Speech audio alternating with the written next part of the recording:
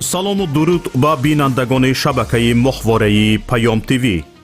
бо дархости зиёди шумо бинандагон дар ин навор бароятон омӯзиш медиҳем ки чӣ гуна бояд ба шабакаи моҳвораии мо пайваст шуд. барои ин харидани мавҷгири нав лозим нест ва танҳо бо пайваст кардани як сараки мавҷгири LMB ё ҳамон галовкаи иловагӣ метавонед ин корро анҷом диҳед. ин мавҷгири ҳотбёрд аст ки бештари шумо аз он истифода мекунед. нигоҳ кунед. ҳотборди 13 дараҷаӣ ва ин ҳам шабакаи PMC Manutу. бо ҳамин мавҷгир шумо метавонед ба моҳвораи Eutelsat пайваст шавед. барои ин як дона сараки мавҷгирӣ лозим дорем, як дона дастақайчӣ ва як дона хамут. дастақайчиро бо хамут рӯи сараки мавҷгирии ҳотборд мечаспонем. симро бо LMB Eutelsat пайваст ва сипас танзим мекунем.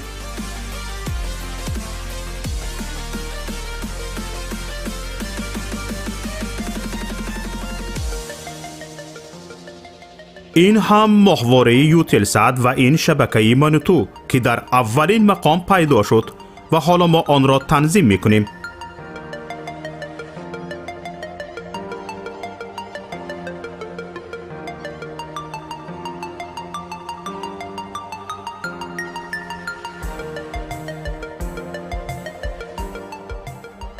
инак моҳвораи Eutelsat танзим шуд ва чуноне ки мебинед фосила байни ҳарду сараки мавҷгирӣ хеле кам аст.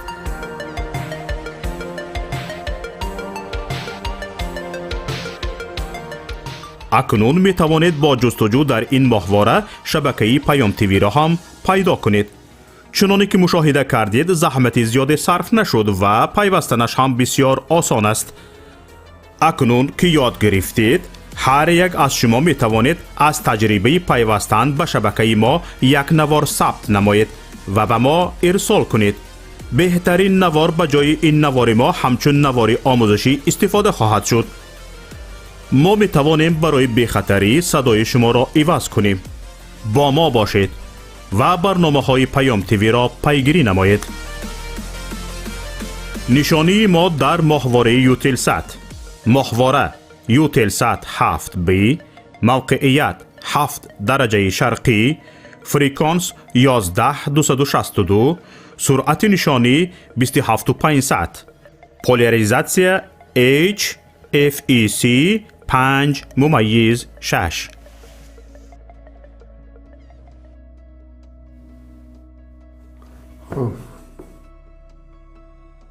خب سلام علیکم تماشابینان گرامی هموطنان. خب حاضر کمی در اینجا انتظار باشه، من یک دو چیز میکنم، نشر میکنم، باز نشر میکنم، بعد با هم صحبت خواهیم کرد. خب این یکی و دیگرش. خب و این دیگرش. خب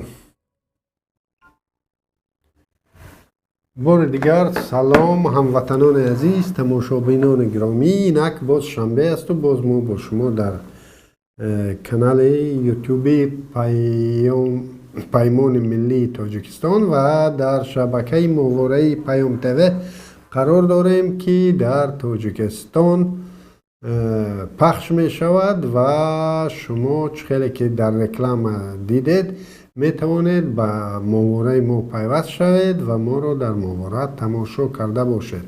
این هم اینترنت شما رو خوب صرفه می کند، یعنی مبلغ های شما رو صرفه می کند و هم صفت خوب تلویزیون بهتر است. برای همین همه ما رو دعوت میکنیم که اونایی که در روسیه ما رو تماشا دارن در دیگر منطقه و ما رو از طریق کانال یوتیوبی ما پیمان ملی تاجیکستان تماشا دارند، از شما دعوت میکنیم که به خویشاوندان خود در داخل توصیه دهید که با کانال مواره ما پیوست شوند. خودتان باشد در کانال یوتیوبی پیمان ملی تاجیکستان ابونه شوید و لایک یعنی پسند ماندن رو فراموش نکنید. اینک می رویم سر موضوع ها. باز هفته سپری شد، باز در هفته خبرهای جالب بودند. بنده چند خبر را آماده کردم که با شما در میان گذارم. اینک یکی از خبرهایی که خب خبرهای اساسی این سفر رحمانوف به منطقه ها بود و جنبست این سفرهای 30 سالگی استقلالیت رحمانوف به منطقه های تاجیکستان بود. خب ببینید یک چیز بسیار توجه ما را، و غیر از این رحمانوف این هفته زادروز داشت و به فکرم 65 ساله شد یا بیشتر یا کمی کمتر. خب و رستم امامعلی پدرش رو در روز مولودش در زادروزش چنین تبریک کرده است: زادروز مبارک پیشوای ملت. یعنی در همین خیل در صفحه فیسبوکیش یا در کجای از همین رستم امامعلی همین نشر شده است: زادروز مبارک پیشوای ملت. بنده بر این باورم، چون احساس خودم چنین بود و من مطمئنم که احساس اکثر انسان ها چنین است. بهترین ندای برای یک پدر در عمرش بار اول که فرزندش او را پدر میخواند. اولین بار اولی که فرزند تولد می شود این یک خرسندی است و بار اولی که این فرزند پدر را پدر می خواند، نه چیزی دیگر. و این بسیار خوب مایه افتخار هم است. یعنی اکثر انسان ها به مانند من از خود جز فرزند شاید نشان در این دنیا نگذارند و اون نشانی که خب بهتر است نشان دیگری نگذارید غیر از فرزندان از اون که نشان بد گذارید در این برای بشریت از خود به مانند رحمانوف. برای همین بنده ترجیح می دادم که فرزندم پسرم مرا همیشه پدر می خوان بر آن که مرا یک نوع دیگر خطاب می کرد. بگذار او پیشوای ملت باشد، بگذار او جناب عالی باشد، بگذار او نمیدانم چیز دیگر باشد، لیکن بهترین ندایی که برای یک پدر است این پدر است. من خودم یک آموزگار بودم و بهترین مراجعتی که من دوست دارم و اون را دوست می دارم، گوشم او را دوست می دارم شنوان از طرف یک شاگرد این معلم است. یعنی معلم گفتن و همین خیلی دیگر پدر گفتن یک فرزند برای پدر این افتخار است. او پدر باشد، پدر همین خیلی پدر ناموفق باشد که فرزند آر کند او را پدر خواندن و در این حالت البته که این یک پدر ناموفقی بود است که یک فرزندش آر می کند در نزد مردم او را پدر خواندن. برای همین خیلی عجیب است چنین و از افتش در همین خب حکومت خانوادگی که اکثریت وظیفه های کلیدی رو اعضای خانواده اشغال میکند، البته شاید ارزش ها تغییر یابند، ارزش های انسانی تغییر یابند و یگانه ارزشی که باقی میماند ارزش خواجه و زیردست باقی ماند یا خوجه‌ایم و زیردست باقی ماند. یعنی به گفت خب یک به گفت کلمه اروپایی یک سوبوردیناسیا باقی ماند، یعنی من خوجه‌این هستم تو زیردست هستی. اگر چرا رستم امامعلی هم در قطار دیگر رئیسان ناحیه ها و شهرها ماها مردم را، کودکان را به مارشروف که جلب می کند. نخواد امین رستم امامعلی هم هراس از آن داشته باشد که اگر در سطح لازمه رحمانوف را وا نخورد، پدرش را وا نخورد، مورد نکویش قرار می گیرد و شاید هم از وظیفه آزاد شود که دیگر رئیسان شهر، ولایت و ناحیه ها محض از هراس آن که اون واخوری های پردبدبه که از رحمانوف صورت میگیرند، البته که این یک واخوری های صمیمی نیستند، البته که این یک چاپلوسی است، به خاطر آن که بیشتر در امان مقامم، در امان منصبم باقی بمانم و نخواد که امین رستم پسر رحمانوف هم که امان مارشروفکه ها را ماها میگذراند، نخواد که این هم امین هراس را داشته باشد.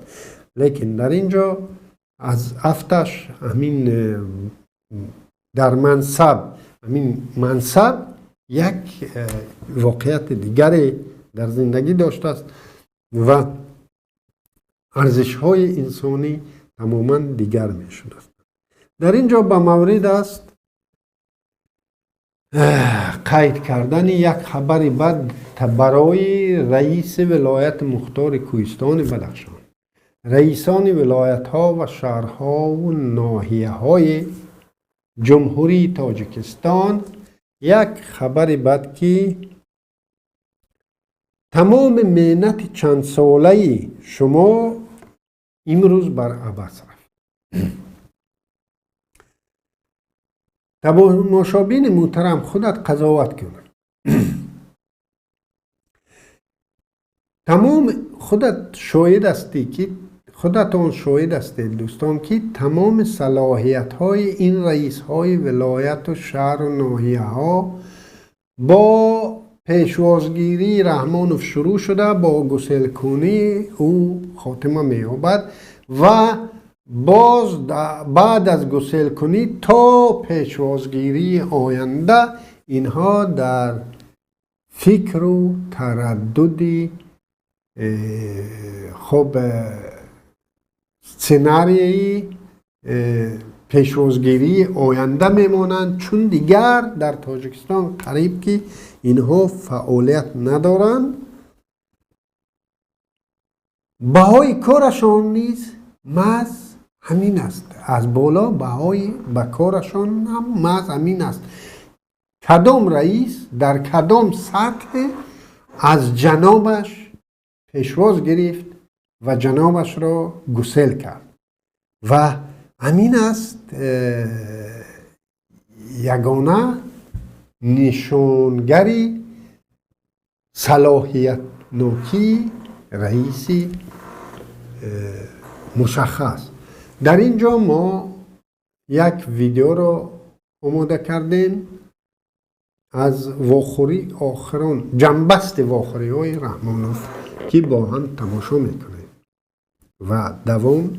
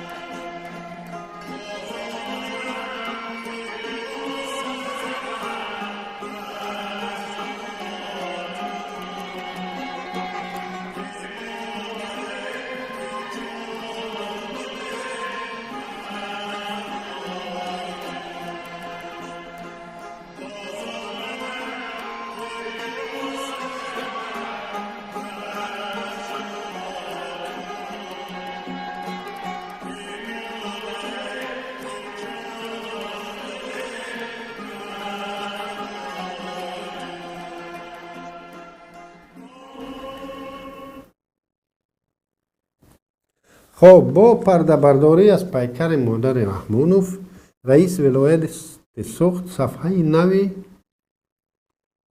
سطح چاپلوسی رو باز کرد. که همه دیگر شعرخوانی ها و رقص و سرود را با اشک جنابش در دیگر ناحیه و ولایت ها شسته بود.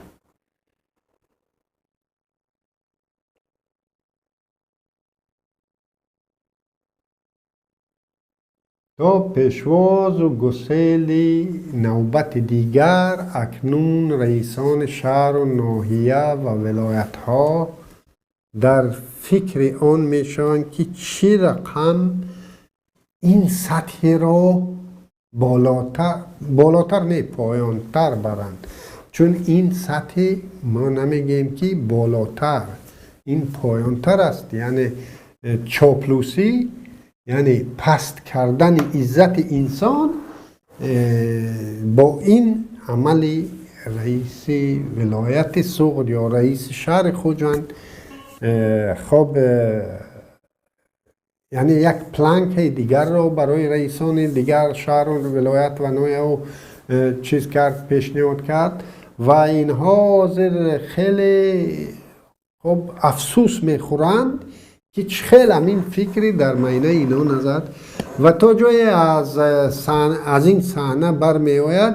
به فکر من رحمانوف این برای رحمانوف همین صحنه غیر انتظار بود، باور میکنم که غیر انتظار بود و همین سورپریزی که مقامات ولایت سوغد آماده کردن، سورپریز موفقانه گذشت و البته که خب من بعد برای رئیسان دیگر منطقه ها، دیگر واحدهای مأموری خیلی مشکل خواهد بود که این سطح رو عبور کنند. این سطحی خب سطحی یعنی این آشیانه دیگری تخانه یا متروی چاپلوسی تاجیکستان را عبور کنند. برای همین بله باید قید کرد که صحنه خیلی احساسی بود و به احساسات نمیشد به این صحنه نگاه کرد و شاید بسیاری از شهروندان تاجیکستان همین حال آن که مرا گوش میکنند شاید هم ایراد بگیرند که نخواد که از همین یک احساس انسانی هم ما بیاییم و یک برنامه یا یک موضوع بتراشیم. برای همین من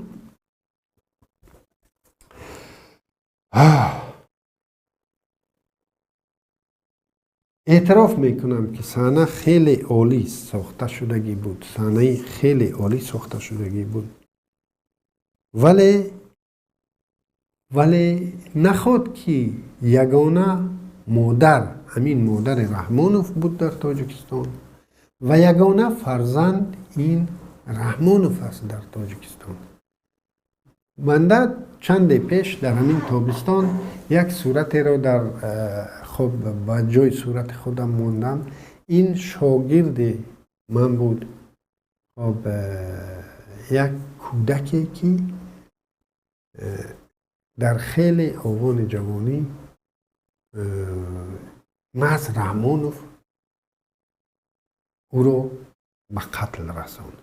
این هم باشد این بچه واحد شد منبکوف که در اینجا گفته می شود که در رفت عملیات مخصوص کشته شد که البته چنین نبود. شاید همون جانبداران رحمانوف و همین حکومت حاضر بگویند که خیلی اونجا وضعیت چنین شد و عیب مردم بدخشان بود و جوانان بدخشان بود که خب به همین روز رسیدیم و در جنگ دیگر او جنگ تیرپرانی شد. نه، این بچه که یگانه فرزند مادرش بود و مادرش هنوزم در قید حیات است و خیلی جوانتر از خود رحمانوف همین مادر همین بچه است. او دیگر فرزند ندارد. فرزندش هم متاسفانه فرزنددار نشده بود، یعنی او نسل نگذاشت و این بچه بعد 2 یا 3 روزی خب اعلان شدن آتش بس در یک پست بازرسی دولتی اتومبیلی از طرف سلاح بدستان رحمانوف به قتل رسانده شد و او سلاح بدست به جوابگری کشیده نشد. علاوه بر اون عنوان بلندتر خب گرفته در دیگر منطقه کار و فعالیت دارد. این کودکی که اینم مادر داشت و او مادر این خون میگیرد، امروز خون میگیرد. یا نخواد که همین شهروندان کی، همین مادران کی، اساسا مادران که امروز از همین صحنه ساخته خب دعای مادر گفته گریه دارند و احساساتی شدند. نخواد شما ندانید که بزرگمیر یاروف هم مادر دارد، مادرش در قید حیات است و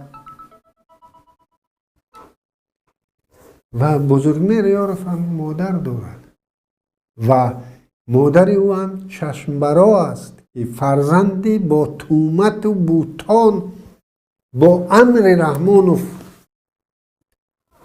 به زندان برده. امروز فرزندش زنده یتیم، پدرش چشمبرا از دنیا گذشت، مادرش امروز هم چشمبرا است و هنوز هم رحمانوف قصاص از این انسان گرفته است.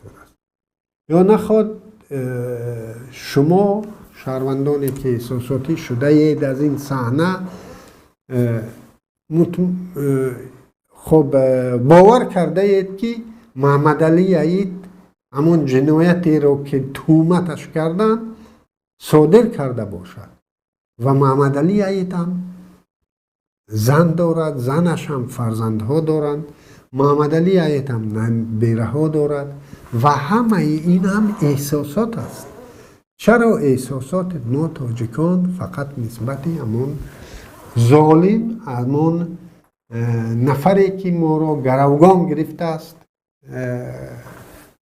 چیز احساس میکنیم و نسبت اون نفرانی که این ظالم اونها را مورد ظلم قرار گرفته است ما احساسات نداریم، ما اشک چشم نداریم. و همین خاطر بله مادر برای همه ما مادر است و اصلا من هرگز من مادر امام علی رحمانوف را هم هیچگاه به احترامی کردنی نیستم، لیکن این یگانه مادر در تاجیکستان نبود و این یگانه فرزند در تاجیکستان نیست رحمانوف.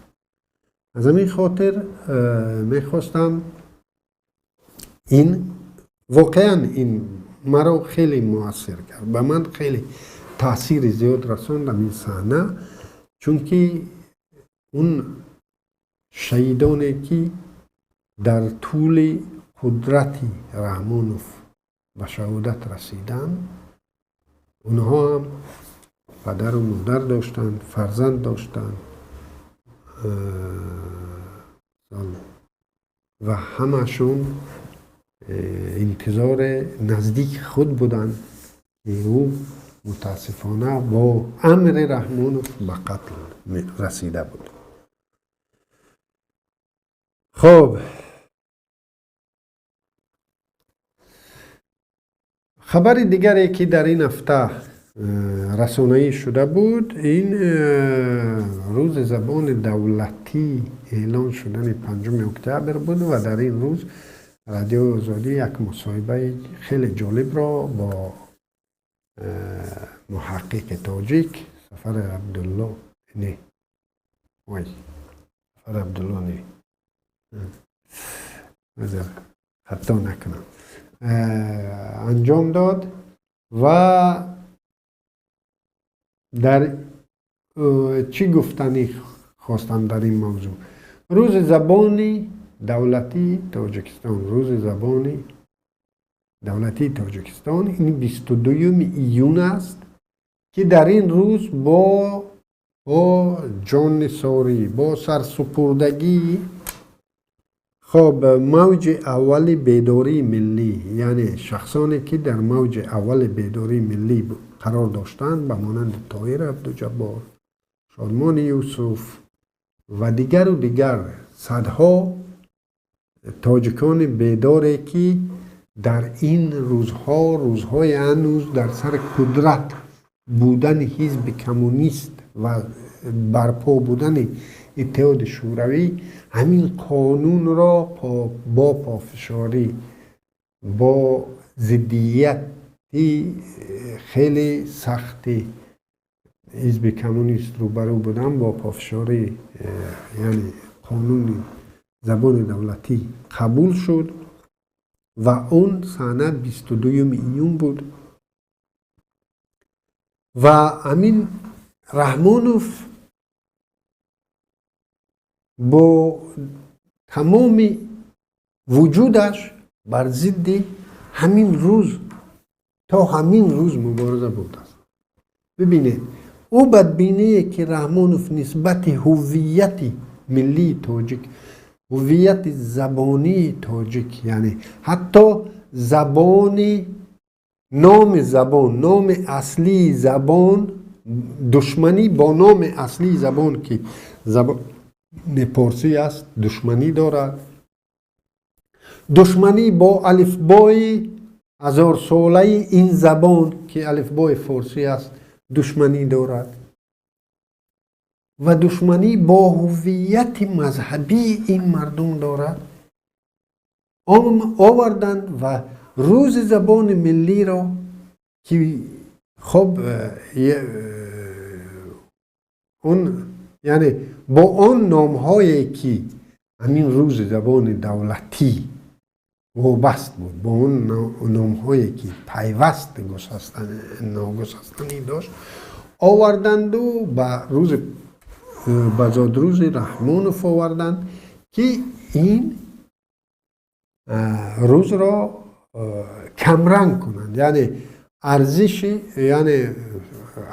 این روز را کمرنگ کنند. این روز باید یک روز وابست به رحمانوف باشد و در این روز، در این ماه، یعنی 5 اکتبر بود، روز زبان دولتی را قید کردند و البته که ما روز زبان دولتی را در 22 میلیون هر سال قید میکنیم و این روز خیلی روز فراموش نشدنی است، چون که این اولین بیداری ملت تاجیک بود و اون بیدارانی که همان روزها در میدان ایستاده قانون زبان را قبول کناندند، بعداً در نزد حکومت رحمانوف دشمن ملت و خائنان ملت اعلان شده بودند و هنوز هم این مردم دشمن و خائن ملتند. ولی رحمانوف گویا رحمانوفی که با این زبان حتی بلد نیست، این روز آمده است و در زادروز خود روز زبان دولتی را قید کرده ایستاده است.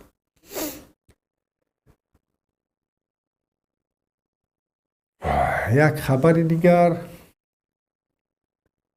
پارلمان تاجیکستان، البته که ما و شما میدانیم که این خیلی شاخه مستقل حاکمیت دولتی در تاجیکستان است. پارلمان، مجلس نمایندگان مجلس عالی جمهوری تاجیکستان هفته گذشته با تصویب یک قانون، یعنی یک تشبث قانونگذاری حکومت که از طرف حکومت جمهوری تاجیکستان پیشنهاد شد، با اکثریت رای آوازها اون را تصدیق کردند و طبق آن اینک این چیز تعلیم دینی، تعلیم غیر قانونی دینی غیر قانونی تر شد و جوابگری جنایی رو در پی دارد. اگر باز اونجا قید می شود که تعلیمات غیر افراطی، یعنی نه افراطی که به این هم اگر اثبات شد که این تعلیمات افراطی دینی میدهد، فرض کردیم سلفی یا یگان نفر یگان چیز دیگر، او به این هم جوابگری جنایی دارد. لیکن اگر او تعلیمات تشخیص داده شود که افراطی نبوده است، یعنی درست بوده است، تعلیمات درست دینی، این عجایب است، یعنی تعلیمات درست دینی ولی غیر قانونی بوده است و این تعلیمات درست غیر قانونی دینی اگر یک بار تو را با این جرم دستگیر کردن جریمت میبندن و بار دوم اگر دستگیر کردن الکی جوابگری جنایی و تا 3 سال زندان میبرند. این البته یک واسطه دیگری فشار آوردن زیر تعقیب قرار دادن همین مردم هست که این مردم باز همون مردم جوانو باز مادرها دارند. این مردک در پیش هیکل مادرش اشک میریزد، لیکن این کودکایی که اینا را باز با همین قانونشون میخوان زندان برن به خاطر چی؟ به خاطر آن که فرض کردیم در فیسبوک یک گروه را سازمان دادن و خب ماموران گروه فرض کردیم در اروپا قرار دارند یا در دیگر منطقه دنیا که دسترسی مقامات تاجیکستان با اونا نباشد. یعنی یک فرض مثال محمد اقبال صدرالدین یا یگان دامولای دیگری که بیرون از قلمرو جمهوری است در فیسبوک یک گروه را مدیریت میکنند، گروه و در این گروه خب درباره دین و مذهب بحث و مناظره می شود، یک چی می نویسن، یک چی پست میکنن، یک چی دیگر. و یک بنده خدایی که در تاجیکستان بسر میبرد، حتی در همین اروپا هم بسر میبرد و او پناهنده سیاسی نیست و یک مهاجر مهنتی است و رفتنی است بعد 1 سال به خانهش، ولی همین همین نوار دید و به هم معقول شد، پسندش کرد و یک کنابکه نراوت سر زیر کرد و با همین یک کنابکه او دیگر زیر زیر باری همین قانون می رود و او رو می توانند 1 بار جریمه بندند و بار دوم او رو به جوابگری جنایی کشند. و دقت کنید مثال تعلیمات غیر قانونی دینی، خب یعنی اگر غیر قانونی بوده است پس قانونی هم وجود داشته است و اون قانونی رو شما نشان دهید در کجا است برای همین مردمی که میخوان کودکشون از سن 7 سالگی یا 10 سالگی قرآن خوان باشد، فرزندشون از دینش با خبر باشد.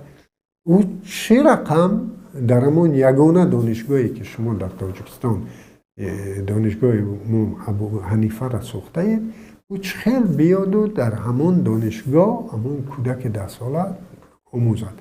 یا شما بر اینه که او اصلا کسی که با دین دامالله شدنی نیست، او باید دین نخواند، از دین بخبر باشد. با این عمل رحمانوف که امروز خود را یگانه لیدری ضد طالب نشان داده ایستاده است، شرایط را در تاجیکستان میکنند، محیط را در تاجیکستان میکنند که این محیط طالبزا است.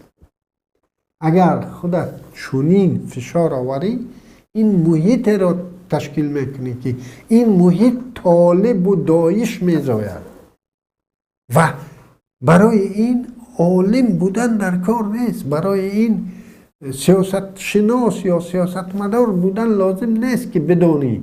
برای این مخالف رحمانوف بودن در کار نیست که بدانی که این عاقبتش به طالب زایی و به داعش زایی میارد.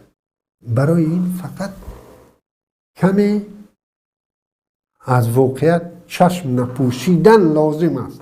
از زندگی واقعی چشم نپوشیدن لازم است که درک کنی که همین راهی که رفته ای، این راه به هیچ کجاست. این راه به طالبان است، این راه به داعش است. و تو این روز در بیرون از کشور مبارز برای دولت همه شمول که هستی، برای آزادی بیان که هستی، در بیرون از قلمرو، در داخل بیایی و هر یک چیز را، یعنی همون دانش دادن درست، باز در قانون خودتان گفته ایستاده، یعنی او درس های درستند، افراطی نه، درس های درستند ولی غیر قانونی هستند. خب من یک معلم ریاضی هستم. در خانه خودم برای خویشان خودم فرض کردیم، برای همسایه های خودم در خانه خودم یک درسی ریاضی رو برای انداختم. بله البته اگر پول ستوندم من یک قانون رو ویران میکنم، یعنی انداز رو از حکومت میپوشونم، این واقعیت دارد.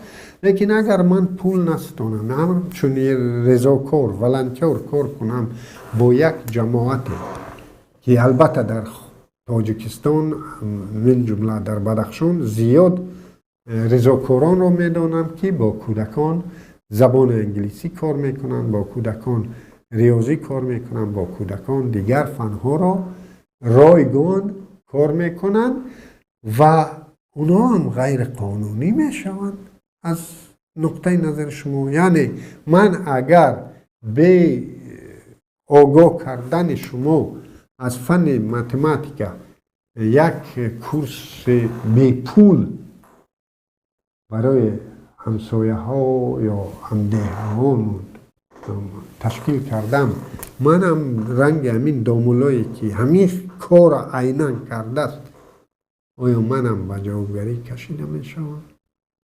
و باز در اینترنت گفته است، مخصوص برای اینترنت نگفته است که در اینجا در هر یک شرحی که یگان جوان نوشت، شرح نوشت در پاسخ به کدام سواله ما دیده ایستادیم در اینترنت، یک سوال میکرد، یک مثال سوال میموند که با دلیل به من بگویید که آیا نمیدونم موضوع در یادم نمیاد فلان عمل در اسلام قبول است و بگویید با دلیل بگویید که این چی است و مردم ها سر میکنن شرح نوشتن، هر کس با دانش خودش و همون مردم ها را اینا چینده حساب میکنن. همونایی که در جاها کارمندان مقامات قدرتی هستند اونا اکنون حسابات جورکنی را سر میکنن. این بچه های بیچاره را که در اینترنت یگون شرحی نوشتن، یگون لایک موندن، یگون چیز دیگر، با همین بند هم بنده نوی خب کودکس جنایی جمهوری تاجیکستان اینا را هم عیبدار میکنند و میتوانند راحت اینها را زندان برند و این خیلی خیلی باعث نگرانی است و نخواد که از 63 وکیل مردمی یک نفر همین سوالها را در ذهنش پیدا نشد. نخواد که همین 63 وکیل مردمی همین قانون را خونده آواز داده باشند که خب در تاجیکستان در مورد دین باید یگان کس گپ نزند. خود رحمانوف غیر قانونی در تمام وخوریاش میاد و امر معروف میگه که برای این روزه شکستن روا باشد و ثواب باشد و خب روزه نداشتن ثواب باشد، پس خود رحمان و همین تعلیمات مذهبی رو، تعلیمات دینی رو قانونی برده ایستاده است یا غیر قانونی. خب از خود رحمان شروع کنید. خب یک خبر آخرانه که میخواستم با شما به میان گذارم، این خودکشی یک کارمند جوان امانت بانک در پی 150,000 سامانی قرضدار شدنش که 150,000 سامانی با حساب امروزه حتی این 15,000 دلار نمی شود.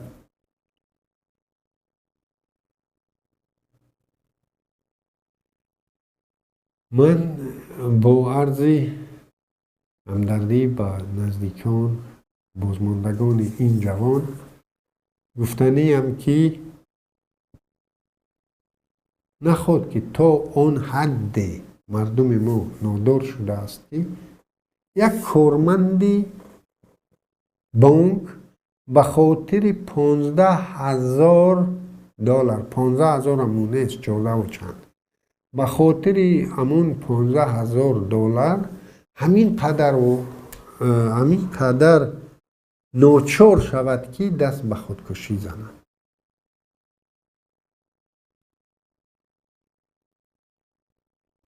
این چه دولت است و این چه معاش است که یک جوانی که 27 سال همگی عمر داشت، یگانه فرزند پدر و مادر بود و از خود 2 یتیم باقی گذاشت، به خاطر همگی 15,000 دلار. بله، به خاطر 15,000 دلار اگر به گریه دروی، اگر نمیدونم یگان کار دیگر کنی، بله 15,000 دلار مبلغ میده نیست، مبلغ اندکی نیست، لیکن به خاطر 15,000 دست به خودکشی زدن، این خیلی خیلی قشاق بودن این ملت رو دلالت میده.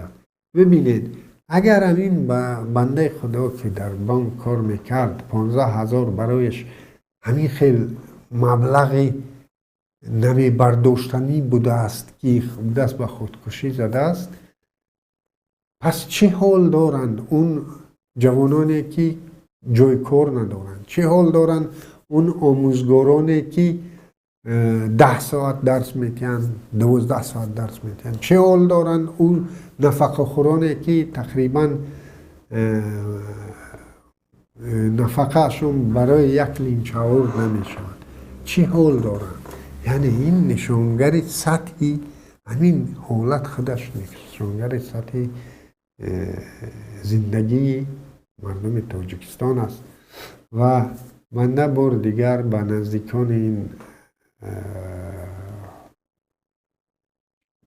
فرزند ما و نزدیکانش از درگاه خدا صبر جمیل خوانم و جوانان و عموما شهروندان تاجیکستان مراجعت کردنیم که هر مشکلی که نباید، هیچ مشکلی نیست که اون حل نداشته باشد و دست به خودکشی زدن این نعمت بی‌بهایی که خدا به انسان داده است که اون حیات است، اون رو قدر کردن در کار. ما نباید همین خیلی فرزندای خود رو همین خیلی از دست دهیم. خیلی خیلی خیلی اندوهگینم بر مرگ همین بچه و این خدا کند که این آخرین فدایی خب این سیاست خردمندانه این جنابشون باشد و باشد که ما به روزهای بهتر ما رو انتظار باشند تا که ما با فرزندان خود صحت سلامت در وطن زندگی کار روزگار بریم. خدا یار و مددگار همه ما و شما باشه.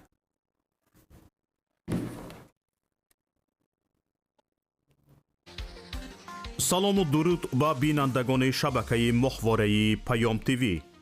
бо дархости зиёди шумо бинандагон дар ин навор бароятон омӯзиш медиҳем ки чӣ гуна бояд ба шабакаи моҳвораии мо пайваст шуд. барои ин харидани мавҷгири нав лозим нест ва танҳо бо пайваст кардани як сараки мавҷгири LMB ё ҳамон галовкаи иловагӣ метавонед ин корро анҷом диҳед. ин мавҷгири ҳотбёрд аст ки бештари шумо аз он истифода мекунед. нигоҳ кунед. ҳотборди 13 дараҷаӣ ва ин ҳам шабакаи PMC Manutу. бо ҳамин мавҷгир шумо метавонед ба моҳвораи Eutelsat пайваст шавед. барои ин як дона сараки мавҷгирӣ лозим дорем, як дона дастақайчӣ ва як дона хамут. дастақайчиро бо хамут рӯи сараки мавҷгирии ҳотборд мечаспонем. симро бо LMB Eutelsat пайваст ва сипас танзим мекунем.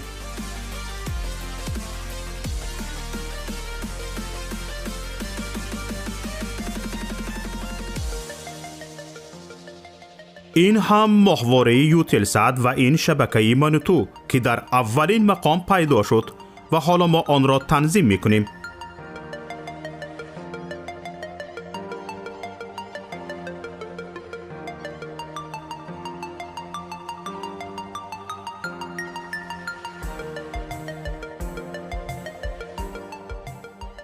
инак моҳвораи Eutelsat танзим шуд ва чуноне ки мебинед фосила байни ҳарду сараки мавҷгирӣ хеле кам аст.